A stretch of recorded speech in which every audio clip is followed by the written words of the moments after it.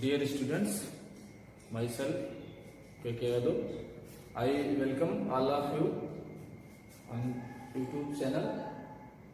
जैसा कि आप जानते हैं पिछले वीडियो में हमने वॉइस का अध्ययन किया था। आज उसी वॉइस में हमने दो ट्रिक, पिछली वीडियो में हमने वॉइस के 2 ट्रिक का अध्ययन किया। अब उसी नियम का अध्ययन करते हुए हम आगे बढ़ते हैं। अब आपने जैसे उसमें बताया गया था यदि वाक्य में है इन सारी चीजों को हो। अब नेक्स्ट अगला जो ट्रिक है, ट्रिक नंबर 3 देख लीजिए। ट्रिक नंबर 3, अब यदि एक्टिव वॉइस में आपको सीधे सीधे हम वाक्य पर ट्रिपल लिया जाए, दिख जाता है आपको। क्या दिखता है? हैज दिखता है। क्या दिखता है? हैव दिखता है। क्या दिखता है? हैव। फिर विल हैव या शैल हैव।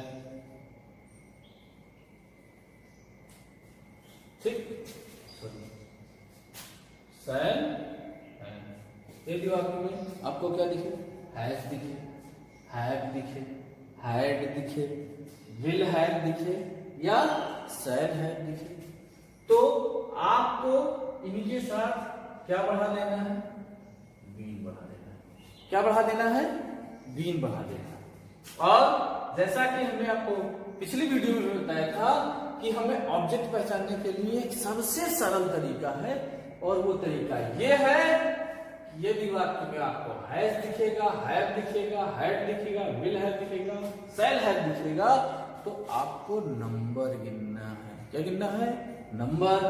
अब ये अगर दिखेंगे तो आपको कितने नंबर गिनने हैं? 4। कितने नंबर गिनने हैं? 4। और जो आपका चौथा शब्द होगा वो आपका क्या होगा? वही आपका ऑब्जेक्ट होगा। क्या हो जाएगा? ऑब्जेक्ट हो जाएगा। जैसे एक्टिव वॉइस में एक सेंटेंस लिखा है, he has punished Mohan. He has punished Mohan. अब इसकी हमें वॉइस बनानी है, तो वॉइस बनानी है। अब हमें ऑब्जेक्ट चाहिए, तो ऑब्जेक्ट के लिए हमें कितने नंबर गिनने हैं? हमने कहा इसमें हैज है तो हैज यहां पर है, तो नंबर कितने गिनने हैं? 4। गिनिए। 1 2 3 4। ऑब्जेक्ट मिल गया। ऑब्जेक्ट को पहले लिख दीजिए।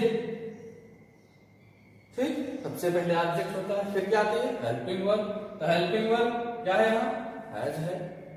यहाँ भी, यहाँ सिंगुलर था तो हैज। यहाँ भी मोहन है, क्या है? सिंगुलर। यहाँ क्या लगाएंगे? हैज। अब इनके साथ हम बढ़ाएंगे क्या? हमने कहा ना कि यदि वाक्य में हैज दिखे, हैव दिखे, हैड दिखे, विल हैव दिखे, शैल हैव दिखे, तो आपको टेंस अगर नहीं समझ पा रहे हैं कि किस टेंस का वाक्य, तो ये तो देख पाएंगे कि हैज है, ये हैव है, ये हैव है, ये विल हैव है या शैल है, तो उसके साथ आपको क्या बढ़ा देना है? बी। तो यहां पर क्या बढ़ा देंगे हम? बी बढ़ा देंगे। पैसिव में वर्ब की थर्ड फॉर्म लिखती है, तो यहां पर आपको, क्योंकि ये सारे जो भी लिखा गया, ये जो आप ये जो हैज है किसमें लगता? प्रेजेंट परफेक्ट में। हैड किसमें लगता? पास्ट परफेक्ट में। और विल हैव, शैल हैव किसमें लगता है? फ्यूचर परफेक्ट में। और चाहे प्रेजेंट परफेक्ट हो या पास्ट परफेक्ट हो या फ्यूचर परफेक्ट हो, इनमें ऑलरेडी थर्ड फॉर्म लगी होती है एक्टिव वॉइस में। यहाँ थर्ड फॉर्म आपको मिल ही जाएगा। punished, Mohan has been punished। फिर बाई, फिर ही का क्या हो जाएगा? ही का ऑब्जेक्टिव केस क्या होता है? हिम होता है, तो क्या हो जाएगा? बाई हो जाएगा। अब दूसरा, यदि वाक्य निगेटिव में है, क्या है? निगेटिव में है। जैसे लिखा है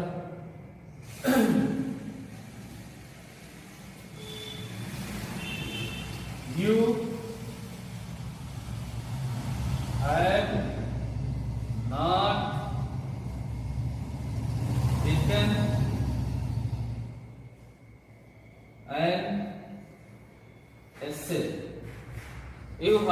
नॉट रिटन एन एसे, तुम एक निबंध नहीं लिख चुके हो, you have not written an essay. यह वाक्य आपका क्या है? निगेटिव है। क्या है? निगेटिव है।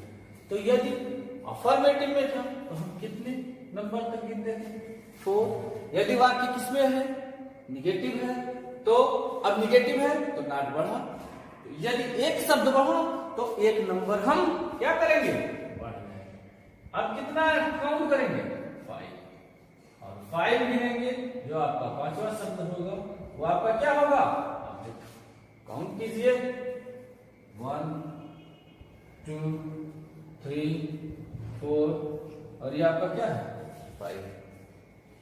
ठीक, अब आपको ऑब्जेक्ट मिल गया, ऑब्जेक्ट को पहले ले आइए। क्या? ऑब्जेक्ट को पहले ले आइए। तो ऑब्जेक्ट आपका क्या है? एन एस से, तो आपका हो गया एन एस से। फिर हैज नॉट, यहाँ अब यहाँ पर हैज है, यहाँ लिखा है you have not written an essay. इसी तरह ये भी आपको ऑब्जेक्ट मिल गया। अब इसके बाद आपको चाहिए क्या? हेल्पिंग वर्ब चाहिए, है ना? क्या चाहिए? हेल्पिंग वर्ब चाहिए, क्योंकि भाई इससे पिछली वीडियो में आपको बताया गया है कि ऑब्जेक्ट लगता है, फिर क्या लगती है? हेल्पिंग वर्ब, और फिर हेल्पिंग वर्ब के बाद क्या होता है? हेल्पिंग वर्ब हो गई, फिर आपके बाद मेन वर्ब की थर्ड फॉर्म, फिर ईटीसी, फिर बाई, और फिर आपका सब्जेक्ट। यही स्ट्रक्चर होता है ना? तो अब हम एन से, अब इसके साथ हैज या हैव आएगा, तो यहाँ यू था, हैव लगा, यू सिंगुलर भी होता है, प्लूरल भी होता है, लेकिन यू सदैव प्लूरल वर्ब ही देता है। अब यहाँ एन से, तो एन से के साथ क्या लगेगा? हैज लगेगा, सिंगुलर। फिर क्योंकि निगेटिव है तो क्या लगेगा? नॉट लगेगा। क्या लगेगा? नॉट लगेगा। भाई ऑब्जेक्ट हमने लिख दिया, हेल्पिंग वर्ब लिख दी, अब हमें क्या चाहिए? क्या बढ़ाना है? बीइंग। क्या बढ़ाना है? बीइंग। एन से हैज नॉट बीन। ठीक, अब वर्ब की थर्ड फॉर्म चाहिए, वर्ब की थर्ड फॉर्म रिटन, फिर बाई, फिर सब्जेक्ट लिख देना है। सब्जेक्ट आपका क्या है? यू, तो यू की ऑब्जेक्टिव भी यही होती है। सेम इसी तरह से इंट्रोगेटिव भी होगा। इंट्रोगेटिव में अगर किसी भी वाक्य has, have, had, will have, shall have आता है, तो वहां भी वो जिस तरह से इंट्रोगेटिव की पैसिव इंट्रोगेटिव में बनती है, तो आपको उनकी तरह कॉपी करना। अब इसके बाद हम नेक्स्ट टिप पर आते हैं। उसमें देखिए, फिर आपका जो है वो आपका नंबर 4। अब मॉडल कुछ जैसे आपके एक्टिव वॉइस में आपको क्या दिख जाए? कहीं कैन मिल जाए, या कुड मिल जाए, मे मिल जाए, या क्या मिल जाए? माइट मिल जाए, समझ, विल मिल जाए, या क्या मिल जाए? वुड मिल जाए, शैल मिल जाए, या क्या मिल जाए? शुड मिल जाए। शुड भाई यदि वाक्य में एक्टिव वॉइस के वाक्य में आपको कैन दिखता है, कुड दिखता है, मे दिखता है, माइट दिखता है, विल है, वुड है, शैल है, या शुड है, या फिर क्या है? ought to। क्या है? ought to। तो इनके साथ आपको क्या बढ़ा देना है? बी बढ़ा देना है। क्या बढ़ा देना है? बी। और बी आपको क्या बढ़ाना है? बी। और बी के साथ आपको पता है कि मेन वर्ब की कौन सी फॉर्म लगानी है?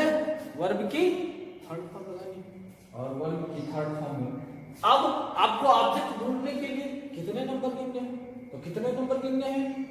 4 नंबर। कितने नंबर गिनने हैं? 4। समझे? 4 नंबर गिनने, और जो आपका 4 नंबर होगा आपका क्या होगा? ऑब्जेक्ट। क्या होगा? ऑब्जेक्ट हो जाएगा। जैसे कैन, कुड है, मे है, बताया कि आपको ये वाक्य में कैन दिखे, कुड दिखे, मे दिखे, माइट दिखे, विल दिखे, शुड दिखे, शायद दिखे, शुड दिखे, आर टू दिखे, तो आप इनकी पैसिव वॉइस बनाते समय हेल्पिंग वर्ब में क्या बढ़ा देना है आपको? बी बढ़ा देना है। और बी बढ़ाने के बाद में मेन वर्ब की थर्ड फॉर्म लगानी है। ऑब्जेक्ट ढूंढने के लिए आपको कितने नंबर गिनने हैं? 4 नंबर। आपको ऑब्जेक्ट आसानी से मिल जाएगा। जैसे सेंटेंस ही कैन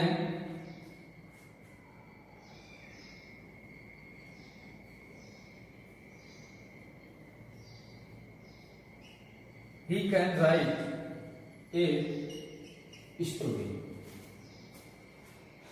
जैसे एक वाक्य हमने लिखा ही कैन राइट ए स्टोरी, वह एक कहानी लिख सकता है।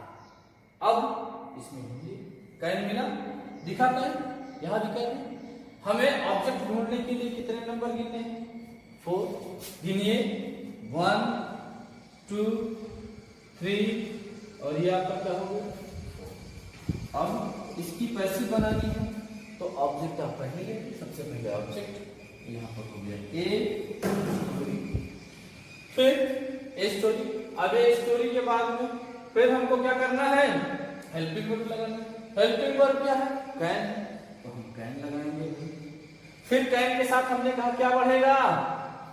बी, तो ए स्टोरी कैन। फिर मेन वर्ब की कौन सी फॉर्म? ऑब्जेक्ट हो गया, हेल्पिंग वर्ब हो गई। अब मेन वर्ब की थर्ड चाहिए, तो मेन वर्ब क्या है? राइट। तो राइट की थर्ड फॉर्म क्या हो गई? फिर ये चाहिए में है नहीं किसी, तो हम क्या लिखेंगे? बाई। और बाई के बाद क्या लिखेंगे? सब्जेक्ट। सब्जेक्ट क्या है? तो ही का ऑब्जेक्टिव केस क्या होता है? बताइए। He can write a story, वह एक कहानी लिख सकता है। A story can be written by, so एक कहानी उसके द्वारा लिखी जा सकती है। ठीक, ये आपका हो गया। इसी तरह से यदि निगेटिव में आएगा तो निगेटिव में आएगा तो यहीं पर नॉट बढ़ जाएगा, यानी कैन और नॉट के बीच, कैन और बी के बीच में क्या जाएगा? नॉट। बाकी सेम स्ट्रक्चर होगा, आपको उसी की तरह कॉपी करना है। यदि निगेटिव होगा तो उसके लिए वो आपका 1 नंबर बढ़ जाएगा, जैसा कि आपको यहाँ बताया जा चुका है एक वाक्य ये निगेटिव का। उसी तरह से यहाँ भी 1 नंबर आप बढ़ के गिनेंगे, आपको ऑब्जेक्ट मिल जाएगा और उसकी वॉइस बन जाएगी। नेक्स्ट, अब ये वाक्य में आपको जैसे क्या लिखता है? वर्ब की सेकेंड फॉर्म लिखते हैं। क्या लिखते हैं? वर्ब सेकेंड फॉर्म लिखते हैं। तो वर्ब की सेकेंड फॉर्म लिखेंगे तो उसके लिए जब आप पैसिव बनाएंगे तो उस वाक्य में क्या प्रयोग करेंगे? वाज या वर। ऑब्जेक्ट ढूंढने के लिए डिजिट गिनती कितनी गिनेंगे? 3। कितने गिनती गिनेंगे? 3। ठीक, यहां हो गया। इसी तरह से यदि किसी भी वाक्य में आपको वर्ब की फर्स्ट फॉर्म दिखती है या उसमें यस या ईएस लगा है तो उसकी पैसिव बनाते समय आप क्या प्रयोग करेंगे? Is, and, are. डिजिट कितनी गिनेंगे? 3। जो तीसरा शब्द होगा वही आपका क्या होगा? ऑब्जेक्ट होगा। क्या होगा आपका? ऑब्जेक्ट होगा। यदि किसी भी एक्टिव वाक्य में आपको क्या दिखता है? डू दिखता है या डज दिखता है। क्या दिखता है? डू दिखता है या डज दिखता है। इसके साथ वर्ब की फर्स्ट फॉर्म, तो आप इनकी पैसिव जब बनाएंगे, सॉरी,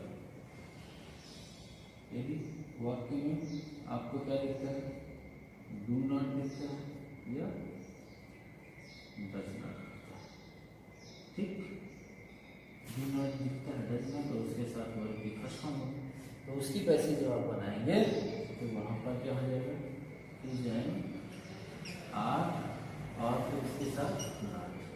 ऑब्जेक्ट पकड़ने के लिए आपको कितने गिनती, 4, 3 3 4, समझे, कितने गिनती, 4। जैसे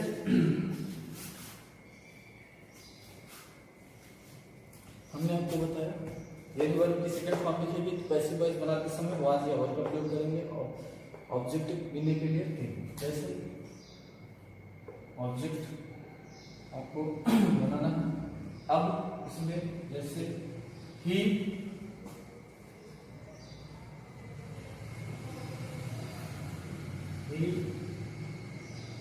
sang a song,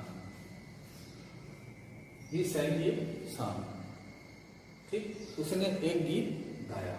अब इसकी हमें एक वॉइस बनानी है, तो यहाँ पर हमें देखिए ये कौन सी फॉर्म है, सेकंड फॉर्म। कौन सी फॉर्म है, सेकंड फॉर्म। अब इसकी पैसिव बनानी है तो हमने कितनी गिनती की, 3, 1 2 3। ऑब्जेक्ट मिल गया, ही sang a song, yes। अब हमें ऑब्जेक्ट मिल गया ए song। अब हमने कहा यदि वर्ब में आपको क्या दिए, दीवार की में क्या लिखे, सेकंड फॉर्म लिखे, तो पैसिव बनाते समय हेल्पिंग वर्ब किसका, ऑब्जेक्ट हमें मिल ही गया, हेल्पिंग वर्ब चाहिए तो हेल्पिंग वर्ब में हम वाज या वर का प्रयोग करेंगे। तो ये सॉन्ग वाज, फिर मेन वर्ब की थर्ड फॉर्म sang की थर्ड फॉर्म sang, फिर फिर इस तरह से बन जाएगा। यदि ये आपका पास्ट टेंस, ठीक, यदि वाक्य में वर्ब की फर्स्ट फॉर्म लिखती है ऐसे इस लगा, जैसे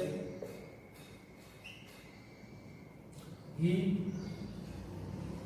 eats an apple, वह एक सेब खाता है।